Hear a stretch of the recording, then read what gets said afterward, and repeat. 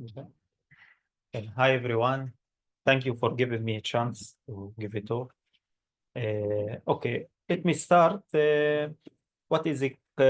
Quantum conceptuality. I will give example. In general, it means like that we have some experiment, but it's not really depend on the measurement itself. It's depend on which context is which other measurement we do with. Okay.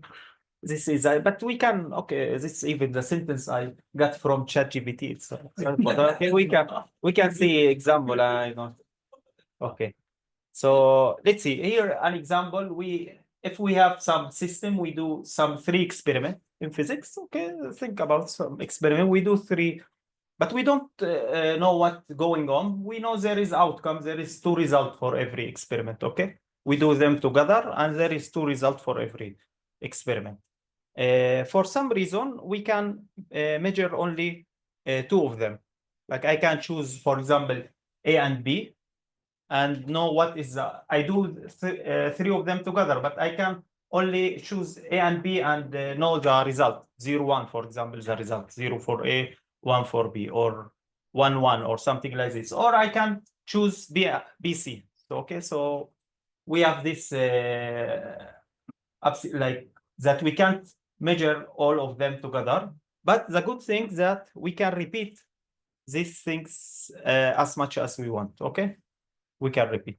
So because we can repeat, so we can get some probability tables, right? We can get some statics of this. So we can like do this experiment many times, and every time choose A and B to get a probability table like this. This is like what is the probability to get 0, 0, like A is 0 and B is 0. This, for example, the probability that A is 0 and B is 1 here. Okay, so this table, when we choose A and B many times, and it's stabilized in some, okay, and then we get some probability table. Same for BC and same for AC.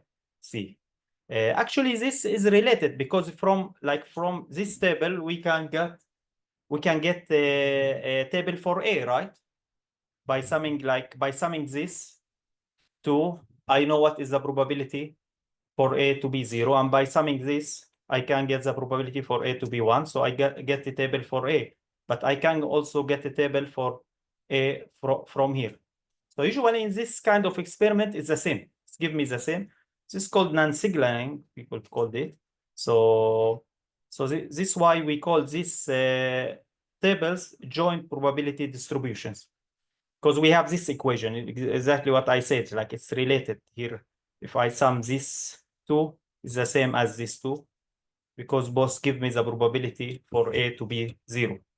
Yeah, and here is the contextuality. What is the contextuality? That maybe one expected because we did 3 of them together, right, from the beginning. So there is a table for 3 of them, right? One expected that induces this 3 table, right? But this is not the case always. This is not always the case that we have such a table for 3 of them. Yeah, there is this experiment like this, even like the Nobel Prize in 2022 or 21, it was something about this, okay? About some people who did some experiment, real experiment in physics that shows this phenomenon. Okay, so let's now see what people are interested in the quantum foundation theory. Okay, this is called conceptual joint probability distribution. Like this, the three table is the joint probability distribution. It's called for this scenario, like for what I explained before. And this, if it's not coming from something like something global, so it's called contextual. Wait, and this can actually happen in real life? What again? This can happen like in real life? In quantum physics. Yeah. It's happening in quantum physics. There is many phenomena, like weird phenomena there, yeah. But this is one of them, yeah. But there is something that happens in 4A and C. Yeah, but you're No, it's not. You're measuring something specific may change the. Okay. Yeah. No. Yeah. Okay, But okay. here, no, not this specific A and B and C. Something else. I give series. This is easy example to understand. Okay, but you can have here, for example, like you have 20 experiment or measurement, you can think about this, and you can do this together, these three together, and these four together, and this, yeah, there is some, this is a scenario, this is called scenario sum. Yeah. You have this global table, you just do some summations to get the local. Yeah, exactly. Like from this, we got the table for A, I said. So if you have a table for ABC, you got the table for AB. You just, yeah, it gets the summation. Exactly.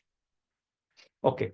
So here, in quantum foundation, like, okay, not people from physics, like people that take the mathematics from this, and they are interested in the geometry of this joint probability tables. Like, let's say we have such a scenario, like this scenario, what we have before. So we have many tables like this, right? We have many tables like this. So this is a set of all tables like this. This set is a convex set. It's easy to see that it's a convex set, yeah. But actually, in fact, it's a polytope even, okay? Like a convex set with finite number of vertices. Okay, that's what we mean by polytope, like this. And in this polytope, there is non-contextual distributions that coming from global table, and the ones that contextual. Okay. So exactly what I wanted to show you, what people interested in this area. So one thing is contextual vertices. Like you can look at this picture, and there is like this is a vertex. This I wanted this to be vertex. It's not good that it's not a vertex. It's okay. Anyway, I wanted this to be vertex, so I wrote, yeah. This should be vertex. Like this line should be not a line like this together. This should be okay. Sorry about this. Yeah. So but this vertex is easy to find. This is what called what? Is it clear why like the vertices of the non-contextual one must like be extremal for? Yeah. It's not really clear, but it's not hard to prove. Yeah. It's not hard to prove, especially in the language we will give. Yeah, in a minute. Yeah. Right. It's not something clear, but yeah. So I can't say that it's true, and you will not. Yeah, you can't. Yeah, okay. So yeah. No, but anyway, we are interested in the contextual vertices, okay? Contextual vertices in order to understand, okay, the shape of this. Another thing people are interested is what called Bell inequality. On the name of Bell, like he actually one that started these things to explain this mathematically. So this like this lines that divide between the contextual area and the non-contextual area, okay? So you imagine like this are higher dimensional, okay? This is only a picture. Even for this small scenario, what we started with ABC, it's higher. We can't like draw like this. So people also interested in this, the Bell inequalities that like tell me what is the hyperplane that divided this. And also this is something really recently people interested in to characterizing contextuality using advanced mathematics, like using something known in graph theory, in topology, in category theory even. Yeah, there is a, yeah. Here, strong contextuality, what we mean by strong contextuality, like if you look at this this line, like everything in this line, every joint distribution, probability distribution in this line, actually it's contextual, but it's not a vertex. But on the other hand, it's a strong contextual because we can't write it as a mixture with some that involves something from the green. That right here, like if I have this one, I can write it as a mixture from something in the green with something else. But here, no. So this is not here in this line, the distribution are not vertices, but it's called strongly contextual. Okay, let's move on. Yeah, here we going to the topology. So first of all, if we have a scenario, so we can for this give a topological description as a simplicial complex. Like for example, the first example ABC, and we can measure A, B together, and BC is just a triangle, right? It's just a triangle. But here, for example, here we have like, let's say 5 experiments, the point are experiment. And here, this describe the scenario and tell me that I can do B and C together, right? I can measure B and C together. I can measure C and D together. I can't measure B and D together because there is no. And I can measure this three together, A, B, C. I can measure them together, A and D, like this, okay. And how we can describe now a joint probability distribution? We can describe it as a following diagram. Let me explain. I mean the tables. The tables corresponding to this scenario now. Okay. So what I need, for example, table for this line, DC or AB. Let me take what I have here, something BC. Let's say BC. So we have a map here from this all the edges to D. I mean the distribution. Maybe I didn't say what is D. D is the distribution. All the distribution on Z2. Okay. Okay, all the distribution. So exactly like the table, like I have table for BC, I have table for what is this table? Like on Z2 cross Z2, yeah, on Z1. And I have also for ABC because I can measure them. Sorry, do you just mean like a real value function on Z2 cross Z2? No, not real, positive real between 0 and 1. Let me, yeah, 2 or 3. I can't see here. It's 2 or 3 where I can move there. It's okay. What you It's did, fine. okay. What's I? So D of X, it's mean all the distribution on X, like you go to 0, 1, where like finite number of them, it's the ones that it's not 0, it's finite, okay. This one, and also the sum of them, it's 1. Okay, this is what I mean by it. Okay, so this is actually the functor from set to set. Okay, the functor. It's now 3. No, 2. 2. Sorry. No, Try again. I moved there to 2. Maybe 1. Try. So No, 1 isn't good. 3. Now it's good. Yeah. Okay. Weird. Okay, so actually this is what we have, the table and how it's related. The commutative diagram, it's telling me how it's related. Like look here at AB for or BC, for example. BC, I apply D0, it's give me C. And here there is a probability for C. I can down as we did, so, and it's the same as to take the table for this and apply. Now applying this functor to D1 or to D0, we start to D0 is exactly what I say, the sums. Let's give you the sum, one can image this. Okay, so we can write this as the following diagram, like joint probability distribution for this scenario. It's a diagram like this. But what this reminds us, it's a map between simplicial sets, right? So let's go to simplicial sets. We will be more flexible and we will be right. It's more general. So here is the definition. But first of all, let me define this here. We actually, in fact, in the left side, we have hidden here the simplicial set. And then we applied on this D. What is this simplicial set? I call this delta Zm. This simplicial set, who in the n simplices is Zm power m plus 1, like here. Like the 0, 1 is Z2 without the D. Imagine without the D. Okay, and this one and this one.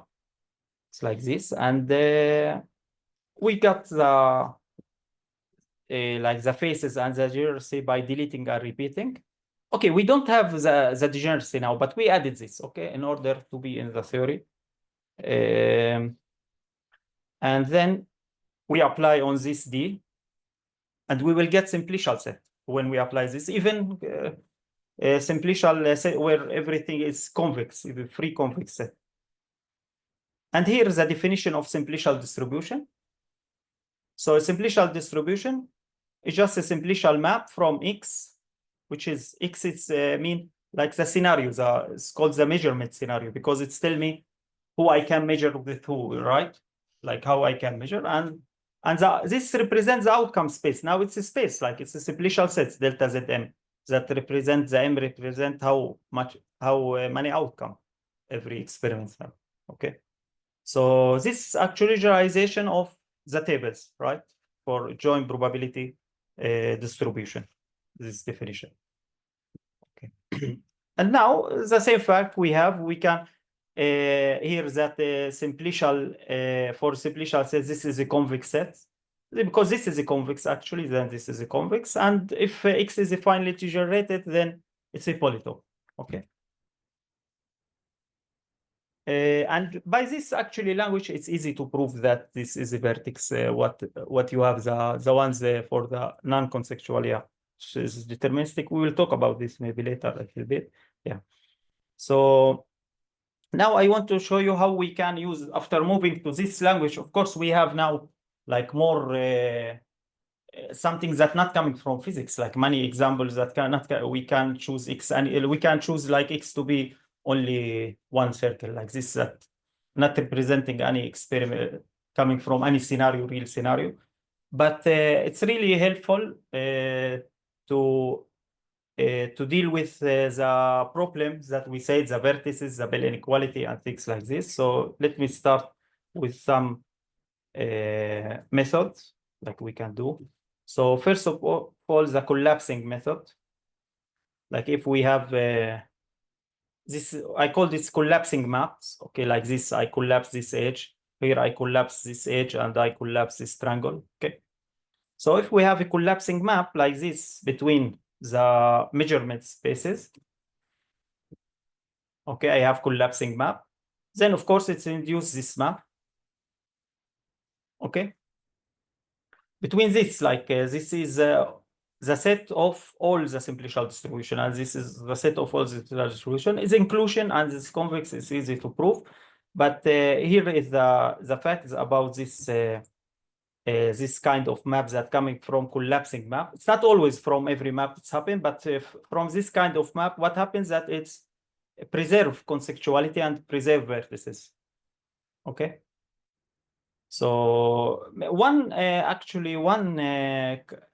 of this is true always. Like this is true always. If this is contextual or strongly contextual, then this is like this. It's always for any map pi. But for maps like this, collapsing map, it's the other side also is true. Yeah, the other direction. The theorem should be with source X and not X bar. Just to clarify, like it's the thing that is defined on the bigger space, right? Yeah, P.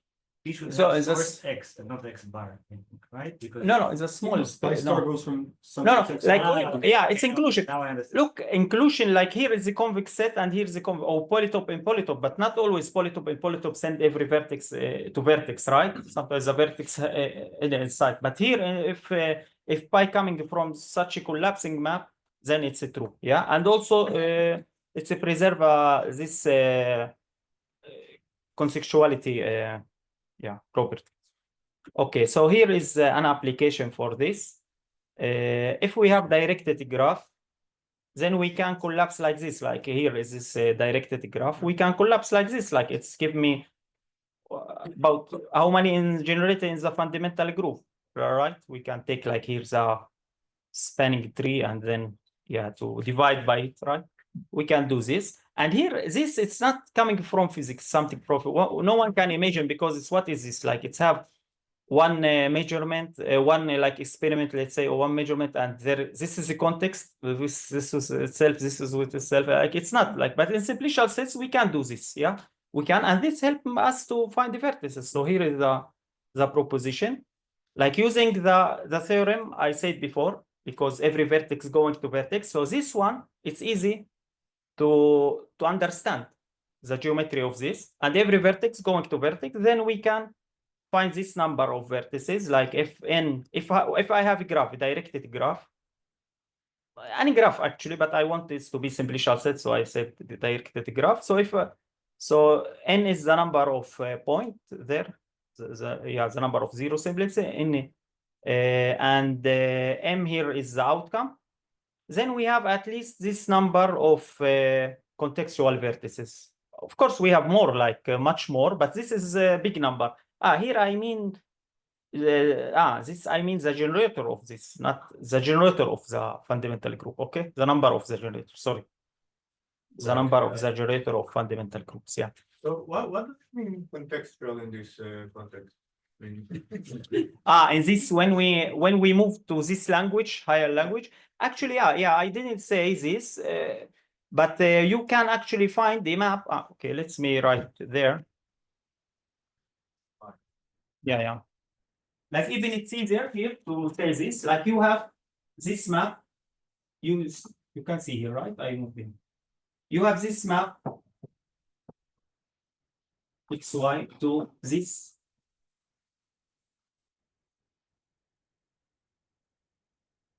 You have such a map because you have a map from Y to like this one,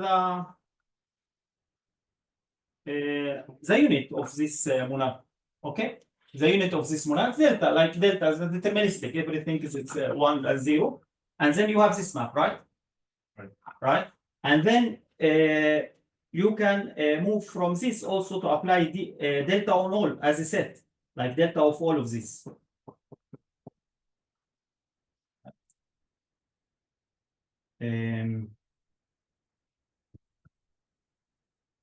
Right, then you have such a map like the transpose of this map, because this is like the free one, the free ones that go if you map, and this is there is a map like this, and everything in the image of this is non-contextual. Like if something not coming from the image of this, like here is the global distribution and all the things. Yeah, it's also it's a good point. Yeah, that you ask. In this language, it's easy also to explain using map.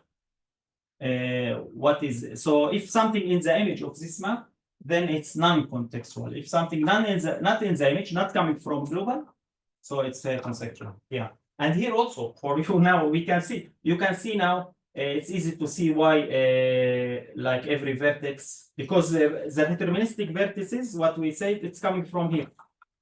Yeah, in the inclusion. Yeah. This is of course not convex, but it's a set that coming from.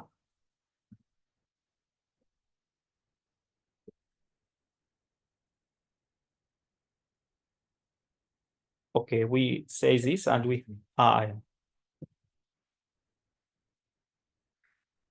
So okay, so we can find like detect many vertices here, or using this collapsing method.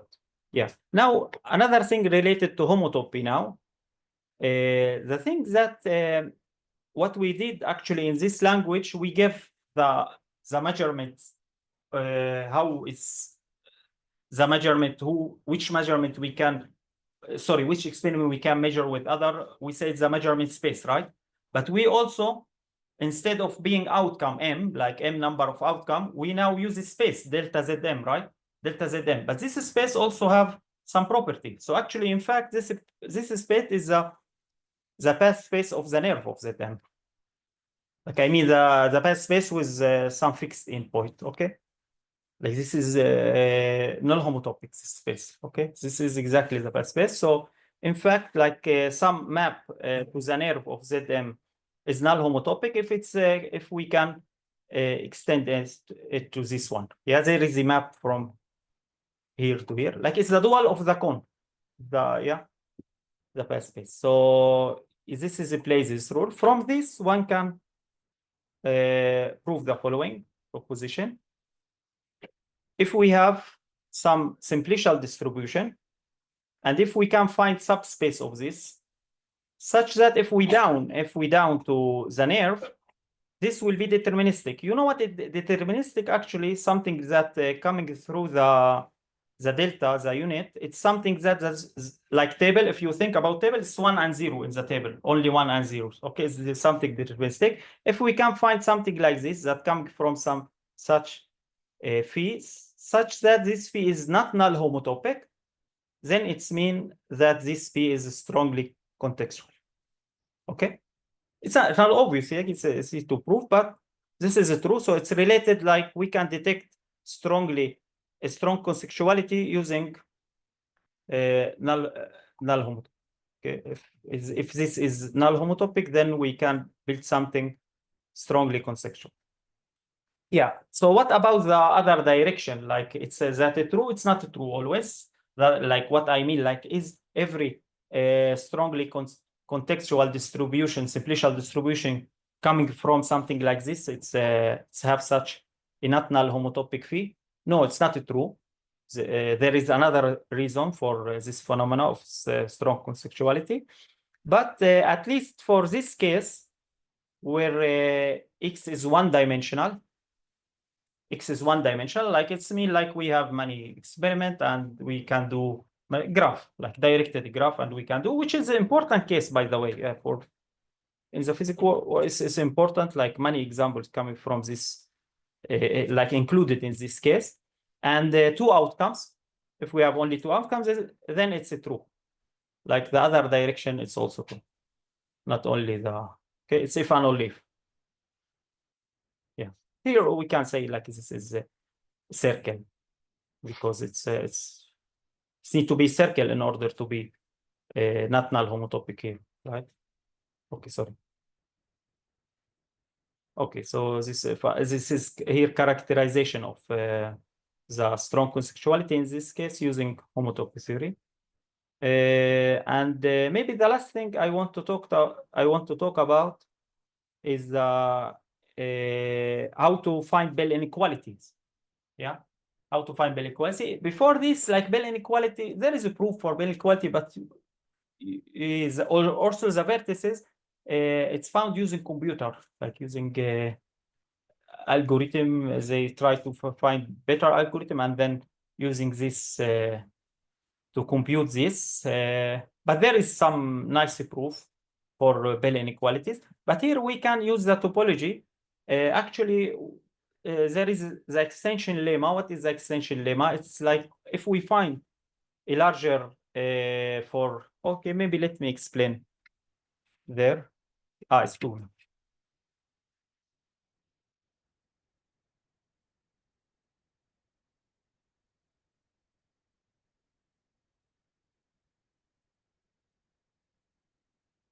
If we have such some space, for example, this is space, like let's say this is our space, and we can find some larger space, let's say this inside this, and but such that everything here is non-contextual, like it's a classic, it's called, like it's we can call this a classic space. Why it's a classic space? Because there is no this phenomena of contextuality. Then every distribution here, if I have distribution here, like a map to D delta Z M, this is non-contextual, or it's enough to show that this is not non-contextual. It's enough to show that we can extend this to this. Okay, we can yeah. It's not a fun only. Yeah. Is there some? Is Yeah. it property that everything is non-contextual is a topological invariant? Like No, homotopy? it's not homotopical invariant or topological. Which kind of topological invariant? There is invariant, no, but yeah. There is a theorem like about because before people work in simplicial complexes. Yeah, there is some theorem like this that say which case it's so yeah, this is a property. It's a little bit like not really topological property. It's explaining using simplicial complexes. Yeah. In the case of simplicial complexes, but in the case of simplicial sets, we don't have yet something like this. Like really to characterize when it's you mean, or to find which distributions are non-contextual. in some space or Yeah, For space. for a given simplicial set. And ask when all the joint distributions are non-contextual. For which for which spaces? No, there is no general answer for this. There is some there is some partial answer, but Does not not depend only on the geometry. not in the geometry and not on the there is Are there, another like, thing, yeah. homotopological or topological abstractions, like if you have a polynomial space that it means that Yeah. There is like here, like what we said, like it's because there is right what we said, like if you have some circle right there, if you have some circle and which without null homotopy. So like this, for example, you know that in this, for example, one dimensional for it's easy, it's not like this can be this you classic, like you will not find the contextual in this, but if you have some circle, you can. No, Fine. that's what I'm For one asking. direction, for one dimensional, yes, we have, but for higher, no. Okay, this is Yeah, my yeah. question. Is there like higher homotopical abstractions for that? No, it's not depend on this exactly. No, it's not. And it's hard there to work in this. Yeah. It's not depends. Yeah. David, you have? No. No. Okay. So yeah, this is what it say, and maybe the other one, maybe I will show you there. It's both open right now. Yeah. The other lemma, it's a gluing lemma.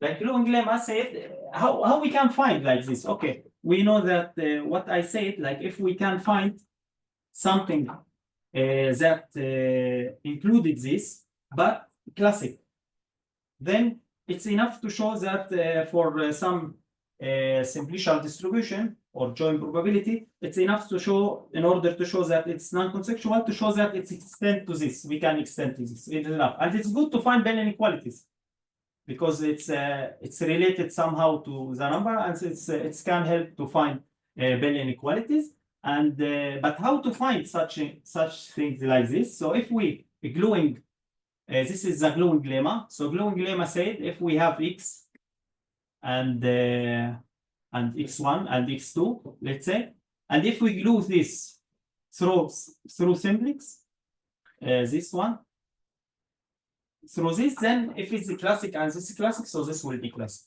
Okay, like have nothing. It's saying more actually. It's saying more. It's saying like something from like we can divide, like if we have p like this, we can take the restriction on this and the restriction on this. So this is non-contextual if and only if both are non-contextual. Okay. So also there is some general version for this that also explain, not in the case of this general case, but then yeah, it's not like this. There is another plus something else in order to be non-contextual. This non-contextual, this non-contextual plus something else. But this can be useful in order to find such a bigger space that is a classic. Yeah. Yes. Why do both restrictions have to be non-contextual? No, in order to, like, I didn't maybe wrote this. This is what I want to say, that P is non-contextual if and only if this is non-contextual and this is non-contextual. Why is it enough for one of them to be non-contextual? If both, no, if both. If both. Yeah, but this, why isn't one enough? one enough to be contextual in order to this to be contextual. This is what you asked. No. No. What I'm saying is the no, it's not enough. the other one. The classical one, yeah. Classic. You want me to use the word classic? It's what you think was contextual. No. Yeah. Maybe it's the opposite. It's enough for one to be conceptual in order to be yeah. It's more makes sense, right? Yeah. It's good. You feel it. Yeah. Nice. Yeah. It's process. Okay. Thank you.